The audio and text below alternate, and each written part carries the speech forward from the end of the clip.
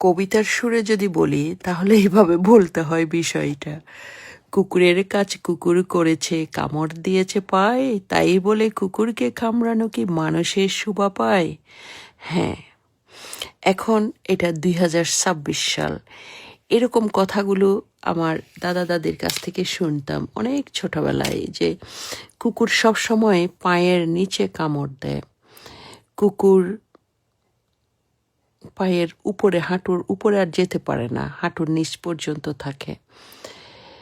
কিন্তু সেই সময় আর সেই যুগ, সেই ধরনের মানুষের রেসপেক্ট, একজনের প্রতি একজন স্যাক্রিফাইস, সেই সময়ের 203-এর সংসার, এগুলো ছিল অন্য রকম।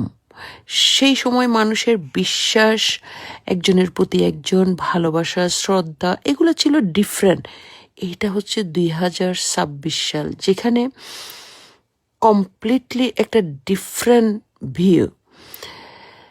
সো এখন যে সময় যাচ্ছে, এই সময়ে আমি বলবো হ্যাঁ, কুকুর যদি কামড় দেয়, কুকুরকে কামড় উল্টা দিতে হবে।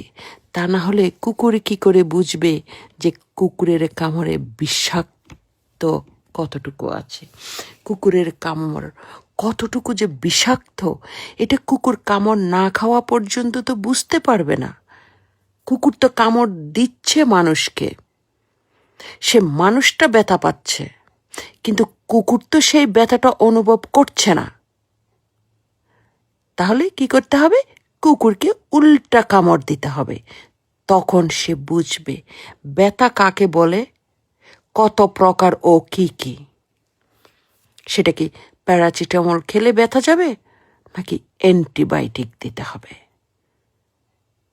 হ্যাঁ, এখানে আরেকটা টুইস্ট আছে, সেটা হচ্ছে কুকুরকে কামড় দেওয়ার পরে আপনি ভালো কোনো কোম্পানির পেস্ট দিয়ে দাঁত ব্রাশ করে নেবেন, মাউথওয়াশ দিয়ে কুলি করে নেবেন। এরপরেও আপনি ডেন্টিস্টের কাছে গিয়ে হাইজেনিক ক্লিন করে নেবেন। আপনার তো এতে আরও মুখের যত্ন করা হচ্ছে, দাঁতের যত্ন করা হচ্ছে, তাই না? যেমন আমি কিন্তু মাসে 2 মাসে দেখা যায় যে অনেক সময় অনেস্টলি আমি দেখা যায়, যদি বা কী বলবো, আমার নিজেরই হাসি পাচ্ছে, বছরে 2-3 বার আমি দাঁত ব্রাশ করি। এটা আমি এই জন্যই করি, 2টা কারণে করি। প্রথমত হচ্ছে আমি টাকা সেভ করি। হ্যাঁ, অনেকগুলি কারণ, কিন্তু যেগুলো একটু বেশি গুরুত্বপূর্ণ আমি সেগুলো বলছি। অনেক সময় আমি টাকা সেভ করার জন্য করি। কি দরকার অহেতুক, মুখের তো কোনো কাজ নাই, তাই না? সো দাঁত ব্রাশ করে শুধু শুধু পেস্ট ব্রাশ, তাই না, পানির বিল দিতে হয়, তার মধ্যে সময় নষ্ট হয়, এবং লেজি আসলে, এটা আর একটা বিষয়। চিন্তা করলাম যে মাটির শরীর তো মাটির সাথেই মিশে যাবে, তাই না? এত দাঁত ব্রাশ করে, এত কিছু করে, এত কি হবে? এই 2 দিনের দুনিয়া, আজ আসছি কাল চলে যাব, কখন যে চলে যায় আল্লাহর হুকুম হয়। এই যে ভিডিওটা করছি, এরপরও হয়তো আরও কয়েকটা ভিডিও আমার করা আছে, হয়তো এগুলো আপলোড করার সময় আমার হবে না, তাই না? আমরা তো ভবিষ্যৎ জানি না। এটা reality. Everybody have to be accept the reality. We have to understand the reality. This is the reality. Some people, they say, oh, don't say like this, don't talk like this. No, that is the true, and that is the fact, that is the thing, that is the reality. Everybody have to leave this world. We don't know after a few minutes what will happen, as I said. I have so many videos to upload it, but I don't have time right now. So who knows? I'm thinking maybe by tomorrow I will upload it everything and I will go to make new video. But we don't know. I don't know. Maybe after this video, maybe I will be no more. So we have to accept the reality and we have to believe the reality. So মাটির শরীর মাটির সাথে মিশে যাবে, বুঝতে পারছেন? আমি এই জন্যই মনে করি এত দাঁত ব্রাশ করে এত কিছু কি হবে।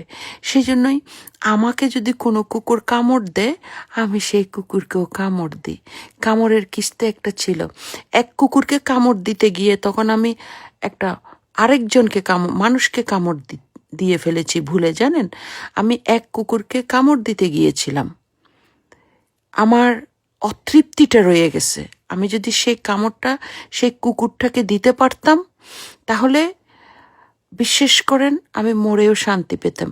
আমি যদি সারা জীবন নাও খেতাম, তাও আমি শান্তি পেতাম, আমার পেটে খিদে লাগতো না। কিন্তু আমার দুর্ভাগ্য, সেটা আমি কুকুরকে কামড়টা দিতে গিয়ে কিন্তু একজন মানুষ, মানে হিউম্যান, সে কুকুরকে সরানোর চেষ্টা করছিল। এখন কামড়টা আলটিমেটলি সেই মানুষের হাতে পড়েছিল ভুলক্রমে।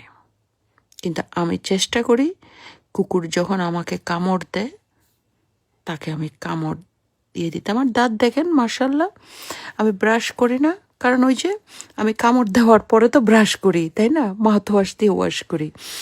তো কামড় তো কুকুর তো আমাকে সবসময় কামড় দেয় না, আমার নির্দিষ্ট 2-1টা কুকুর আছে, তারাই কামড়ায় মাঝে মধ্যে। ওই তো সেই জন্য মাঝে মধ্যে ব্রাশ করলে হয়ে যায়, বুঝতে পারছেন? এটাই হচ্ছে কথা, এটাই হচ্ছে সত্য।